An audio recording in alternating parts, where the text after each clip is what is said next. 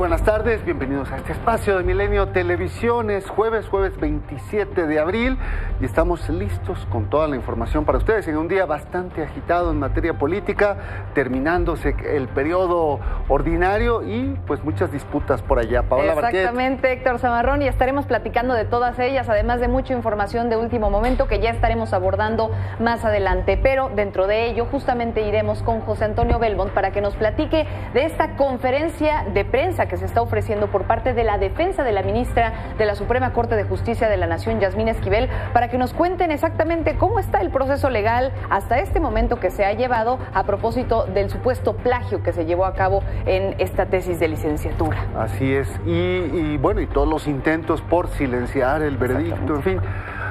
También les vamos a presentar la historia del día. Hoy es la de Liliana. Ella sufrió un intento de feminicidio hace un año. Abusaron de ella 3 personas, 3 sujetos que están prófugos, la quemaron viva, pensaron que estaba muerta, la abandonaron. Se le prometió atención médica y se había cumplido hasta hace poco cuando pues las autoridades le dijeron ya no hay dinero y la desatendieron. Engañaron, dice la oposición. ¿Qué está pasando, Omar? Cuéntanos. Héctor, Paola, muy buenas tardes. Déjame preguntarte, Omar, déjame preguntarte lo siguiente. Dice la oposición, hace unos minutos veíamos la conferencia de prensa que dieron, que pues asegura Jorge Carlos Ramírez Marín, nos tomaron el pelo. En concreto se refieren a que les habían prometido 3 nombres y a la mera hora les impusieron 1, o cómo está el conflicto específicamente del nombramiento, Omar. Sí, lo que están argumentando, Omar, aparentemente esto llevaría a que la oposición de plano no apruebe nada hasta que no se resuelva lo del INAI. Existe un amago. El amago desde el principio, desde temprano se había hecho esta amenaza por parte de la oposición de que no aprobarían todos estos dictámenes que vienen desde la Cámara de Diputados, y hay que recordar que vienen dictámenes importantes para el gobierno federal. Bien. Muchas gracias, Omar.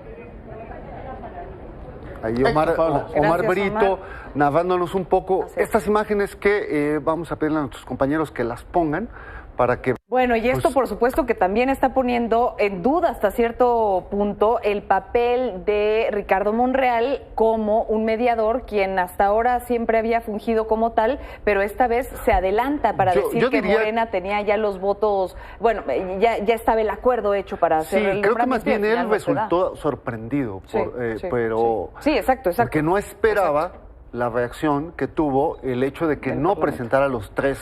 O sea, sí logró un acuerdo, pero tanto que Alejandro Armenta, que había hecho una propuesta en el sentido de modificar al INAI y que sus funciones fueran actualizadas, logró el consenso dentro de Morena, pero al final algo pasó ahí que hizo que se derrumbara el acuerdo y que pues tengamos al Senado así, ahorita, con la toma de tribuna, y en las últimas horas del periodo legislativo y con una enorme carga de iniciativas todavía por revisar. Y lo peor, que Armenta acabó levantando la sesión después de también una llamada telefónica, lo cual hace parecer que está siguiendo pues instrucciones. Bueno, así pues que vamos a propósito de todo esto...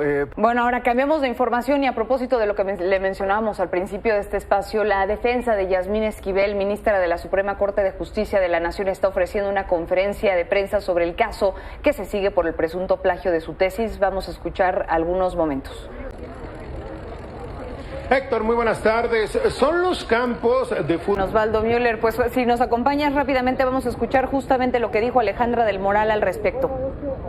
Venga. Muchas gracias, Osvaldo Müller. Gracias. Seguimos pendientes, buenas tardes. Buenas tardes. Los nuevos videos escalofriantes que nos recuerdan que hasta el momento solamente hay 8 detenidos, pero los hay, y sería el domingo ya cuando estemos pues enterándonos de cuál va a ser la situación jurídica que va a seguir el comisionado Francisco Garduño del instituto. Así es, terrible lo sucedido allá en Juárez, un mes ya.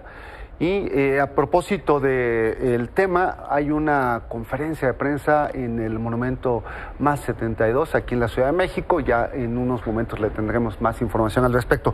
Mientras tanto, le comentamos. Bueno, y esta tarde colectivos y miembros del Instituto para las Mujeres en Migración se están reuniendo en el Antimonumento Más 72, ubicado en la Ciudad de México, para exigir justicia por las víctimas de esta tragedia. Juan Carlos Gutiérrez, tú nos tienes los detalles, como siempre, te escuchamos. Muchas gracias, Paola. Excelente tarde. Instalaciones del INM en Ciudad Juárez, Chihuahua. Por lo pronto, Paola, la información de esta tarde. Muchísimas gracias, Juan Carlos Gutiérrez. Al pendiente. Gracias ahí a Juan Carlos. Y es que los números son impresionantes, tanto la Cancillería en el caso de Guatemala como la Embajada en el caso de Colombia dicen que hay 2.7 guatemaltecos, 2.7 millones de guatemaltecos viviendo en Estados Unidos y 2 millones de colombianos justamente viviendo en aquel país. Ahora, en otra información, Petróleos Mexicanos y la Unidad de Inteligencia Financiera como dolorosísimo caso, y precisamente mientras la CONAVIM pues retira este apoyo para Liliana, la misma Comisión Nacional para Prevenir y Erradicar la Violencia en contra de las Mujeres y el Instituto Nacional de las Mujeres, digámoslo así, que en contraste acordaron priorizar las acciones de... Bueno, listos para información de ciudades. Oiga, pues mañana se va a realizar este concierto de la cantante Rosalía, o la Rosalía, como también se le conoce, en el Zócalo capitalino, y vamos justamente contigo, Ángel Álvarez, para conocer más detalles de estos preparativos. Te escuchamos, tu espacio. Ángel. Gracias, muy buenas tardes. De esa manera, ¿no? Bien. Bueno. Muchísimas gracias, Ángel. Buenas tardes.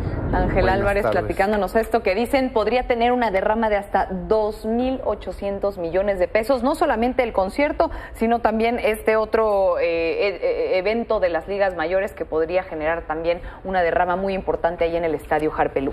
Ahora, hoy en la mañana en Denver, Estados Unidos, inició oficialmente la Cumbre de las Ciudades de las Américas, un evento que congrega a más de 250 gobernadores y gobernadoras de ciudades del continente y organismos internacionales, además de fundaciones y empresas. Está compuesta de sesiones generales, pero también de paneles temáticos que estén relacionados sobre todo con los desafíos globales. La apertura de toda esta edición que le platico estuvo encabezada por la intendenta uruguaya Carolina Cosé, quien, entre otras cosas, pues llamó a cuidar de la democracia. Y durante su intervención en esta cumbre, la jefa de gobierno Claudia Sheinbaum tuvo la oportunidad de compartir las exitosas acciones en materia de energía verde, en donde destacó la planta de hidrocarbonización, además de los distintos apoyos que se han implementado en materia escolar, infraestructura, medio ambiente, movilidad, reciclaje y energía sustentable.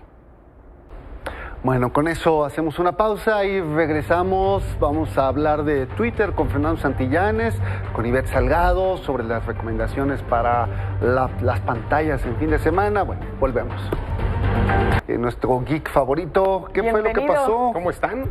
Cuéntanos. Pues, Y listos ahora ya con Ivette Salgado en el estudio para que nos platique todo alrededor del entretenimiento. ¿Cómo estás, Hola, Ivette. muy buenas tardes. Vamos a hablar de Wow, qué temática. Sí, está la segunda, bueno, las dos segunda. temporadas están disponibles, decías, Exacto, en Netflix.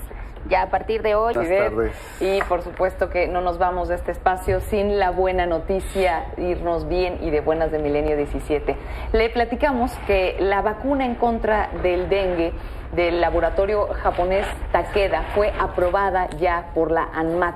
Los infectólogos consideraron que tiene una eficacia muy buena y remarcaron que se trata de una herramienta más de prevención, pero eso sí, no hay que dejar de tomar medidas como el uso de repelente o evitar la acumulación de agua en recipientes. Pero de que es una buena noticia, es una muy buena noticia. Y así nos vamos ahora sí de Milenio 17, Héctor.